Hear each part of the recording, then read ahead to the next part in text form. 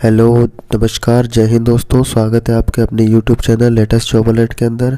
हाँ जी दोस्तों, आज की वीडियो में बात करने वाले हैं पटना हाईकोर्ट द्वारा निकाली गई नई रिक्रूटमेंट के बारे में।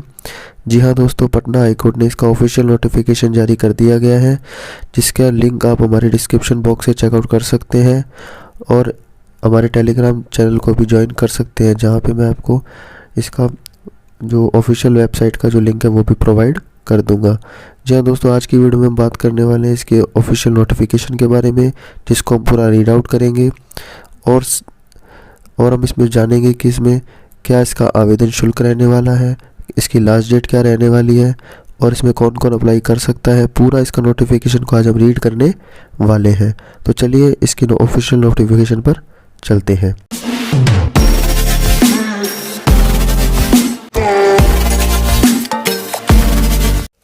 हाँ जी दोस्तों, तो हम इसके ऑफिशियल नोटिफिकेशन पर आ गए हैं। पटना हाई कोर्ट ने इसका ऑफिशियल नोटिफिकेशन निकाल दिया है। देखिए, computer operator cum typist recruitment examination 2022 के लिए इसका एडवर्टाइजमेंट रिलीज़ कर दिया गया था। 15 मार्च 2022 को इसका एडवर्टाइजमेंट रिलीज़ किया गया था। इम्पोर्टेंट डेट्स की बात करें तो इसके अंदर आप देखिए 17/3/2022 यानी 17 तारीख से इसके जो ऑनलाइन एप्लीकेशन है वह स्टार्ट कर दिए गए हैं और जो इसकी लास्ट डेट रहने वाली है वो 7 अप्रैल 2022 इसकी लास्ट डेट रहने वाली है। और इसकी जो लास्ट जो पेमेंट की जो डेट है वह 9 तारीख को आप इसकी लास्ट पेमेंट कर सकते हो। अब देखिए, बात करें तो एक computer operator cum typist group C की यह पोस्ट है। लेवल 4 के तहत इसके अंदर आपको सैलरी प्रोवाइड करवाई जाएगी, जिसके अंदर 25,500 से लेकर 81,100 रुपये तक की आपकी मैट्रिक्स पे लेवल 7 तक उसका आपको दिया जाएगा। ठीक है दोस्तों, तो अब बात करें कैटेगरी वाइज वैकेंसीज़ की, तो इसके अंदर टोटल 30 पदों के लिए वैकेंसी निकाली गई है, जिसमें अनरिजर्व्ड की 11 प्लस 1 बैकलॉग की और जिसमें 4 वैकेंसी फीमेल्स के लिए रिजर्व की गई हैं। इसी तरीके से एससी के अंदर 5 वैकेंसी, जिसमें से 2 वैकेंसी वुमेंस के लिए रिजर्व की गई हैं।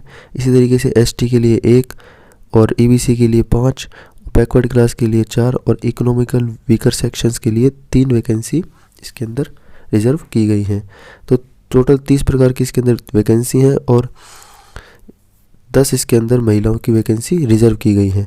तो अब बात करें इसके अंदर, बात की जाए इसकी एलिजिबिलिटी क्राइटेरिया की, तो आपकी नेशनलिटी आप इंडिया के सिटीज़न होने चाहिए और अगर आप पाकिस्तान, बर्मा, श्रीलंका और ईस्ट अफ्रीकन कंट्रीज से भी हैं, लेकिन आपका जो परमानेंट जो आपका जो डोमिसाइल है वो आपका इंडिया का है, तो आप इसके लिए एलिजिबल हैं।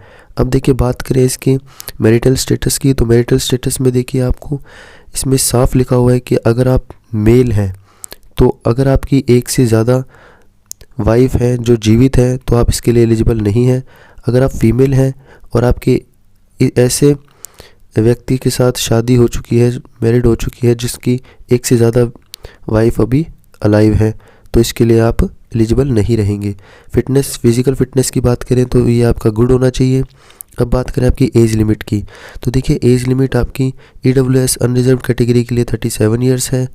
ईडब्ल्यूएस अनरिजर्व्ड फीमेल कैटेगरी के लिए आपकी 40 साल रखी गई है।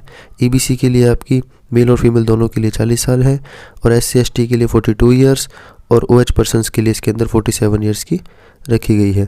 अब बात करें एजुकेशनल क्वालिफ़िकेशन की, तो देखिए एजुकेशन क्वालिफ़िकेशन में आपकी ग्रेजुएशन मांगी गई है, किसी भी आप डिसिप्लिन में कर सकते हो की होनी चाहिए और आपके लिए आपके पास डिप्लोमा और सर्टिफिकेट भी चाहिए। 6 मंथ का आप कम से कम उसका ड्यूरेशन होना चाहिए कंप्यूटर एप्लीकेशंस का। और आपका एक सर्टिफिकेट और मांगा गया है टाइपिंग प्रोफिशिएंसी से रिलेटेड, जिसमें 40 वर्ड आपकी कम से कम इंग्लिश के अंदर और 30 वर्ड इसके अंदर कम से कम हिंदी के अंदर आपकी स्पीड टाइपिंग की होनी चाहिए। अब बात करें प्रोफेशनल क्वालिफ़िकेशन, तो इसके अंदर अगर कोई व्यक्ति जिसने टेरिटोरियल आर्मी के अंदर 2 साल तक उसने मतलब कि उसके अंदर जॉब की है या फिर किसी के पास एनसीसी का बी सर्टिफिकेट भी है, तो उसको जो इंटरव्यू के टाइम पर उसमें प्रेफरेंस मिलेगी।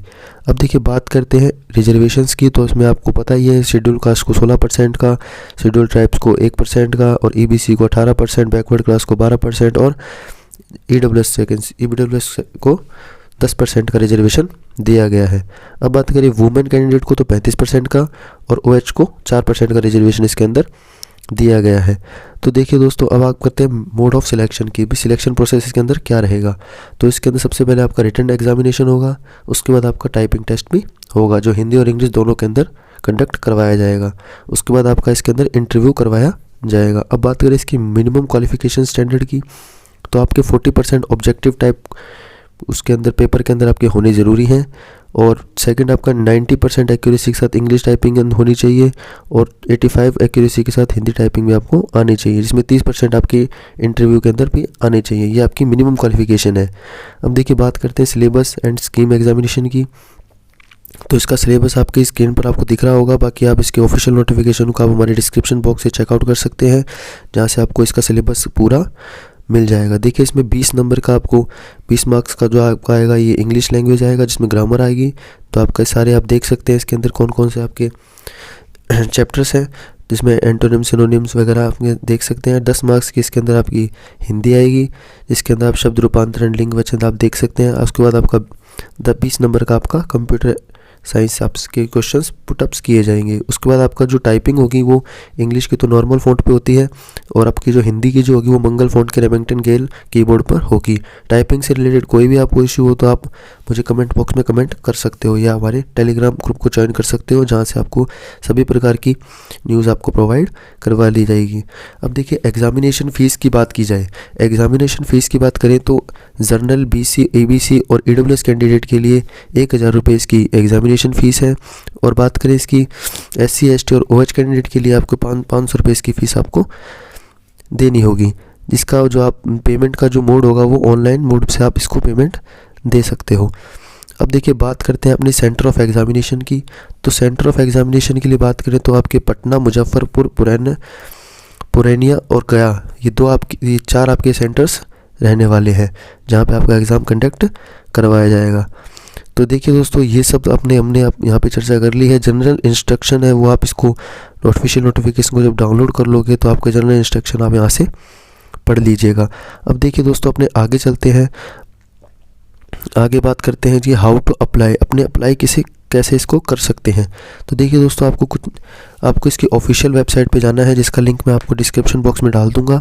वहाँ से आप इसकी ऑफिशियल नोटिफिकेशन को डाउनलोड करके उसके अंदर सबसे लास्ट में पेज नंबर आप 13 पे आओगे तो उसके बाद आपको पता चले यहाँ पे एक लिंक दिया होगा, उस लिंक पर आपको क्लिक करना है।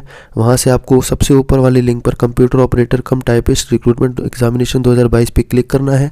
उसके बाद आपको अप्लाई ऑनलाइन पे क्लिक करना है, फिर आपको रजिस्टर करना है।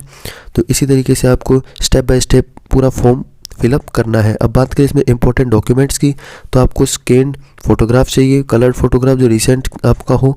उसके बाद आपको सिग्नेचर चाहिए, आपका मैट्रिकुलेशन, मैट्रिक पास की आपकी मार्कशीट होगी, 12th की मार्कशीट होगी, ग्रेजुएशन की मार्कशीट होगी, डोमिसाइल सर्टिफिकेट होगा, कास्ट सर्टिफिकेट होगा, और जो 6 मंथ का जो ड्यूरेशन आपका था कंप्यूटर कोर्स का, उसका भी आपका सर्टिफिकेट लगेगा, और इसके अंदर आपका हिंदी टाइपिंग का, इंग्लिश टाइपिंग का भी सर्टिफिकेट लगेगा।